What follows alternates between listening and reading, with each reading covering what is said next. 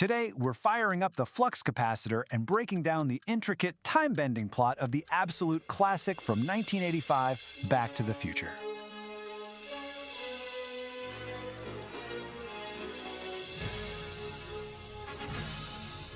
Marty McFly. You know, his family life back in Hill Valley is, well, it's less than inspiring.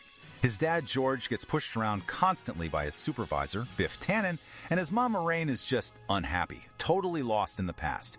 It's a really stark contrast to his friendship with the brilliant, but, let's be honest, completely wacky Dr. Emmett Brown. But all of that changes one fateful night, when Doc unveils his greatest invention. A time machine built into a DeLorean. And his reasoning for it just perfectly captures his whole personality. He didn't just pick any old car. He said its stainless steel body was perfect for flux dispersal. So, at the very heart of the machine is this thing, the flux capacitor. And get this, Doc's idea for it came to him after he slipped, hanging a clock, hit his head, and had a vision. It's what makes the whole time travel thing possible.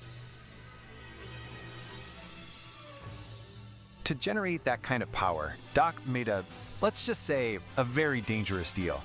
He promised to build a bomb for a group of Libyan terrorists, but instead, he took their plutonium and gave them a casing filled with old pinball machine parts.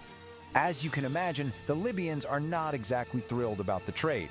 They track Doc down and shoot him. A horrified Marty has no choice but to jump into the DeLorean to get away, and he guns the engine, accidentally hitting 88 miles per hour and just vanishing in a flash of light and fire trails. He finds himself completely stranded in 1955. We're talking 30 years in the past with absolutely no way to get back. He crashes into a barn, gets mistaken for an alien, and now he's facing a massive, critical problem. I mean, seriously, how do you get home when your fuel source is 3 decades in the future? He has no plutonium. After he finally convinces a younger and very, very skeptical Doc Brown that his story is real, they figure out the only other power source that can generate 1.21 gigawatts is a bolt of lightning. Simple, right? But you know what? A problem even worse than being stranded pops up pretty quick. It's a family paradox, and it threatens his very existence. Yep, Marty has broken a cardinal rule of time travel. He's altered the past. He accidentally stops his parents from ever meeting when he shoves his dad, George, out of the way of an oncoming car. So now his own teenage mother, Lorraine, has this major crush on him. Awkward.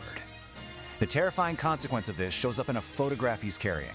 His own siblings are literally fading away, and like Doc warns him, if he can't repair the damage he's done to the timeline, he's next. Okay, so this all leads to the big climax, a super high-stakes, 2-part plan where literally everything has to go perfectly. It all comes down to one night, one dance, and one massive storm. The whole plan is a frantic race against the clock, because 2 critical things have to happen at the exact same time. First, Marty has to fix the timeline and make sure his parents fall in love at the Enchantment Under the Sea dance.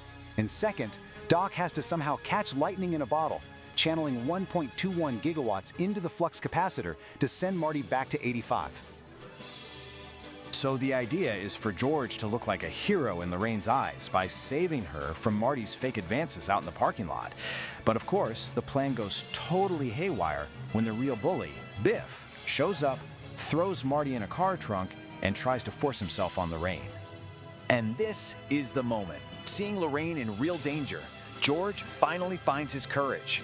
He stands up to Biff and completely rewrites his own destiny with a single punch. That one act of bravery wins Lorraine's heart. They share their first kiss on the dance floor, and just like that, Marty's future is saved. Meanwhile, Doc's got his own high-wire act going on. He's rigged this crazy, elaborate cable in a daredevil attempt to channel Mother Nature's fury right from the clock tower. Marty's job?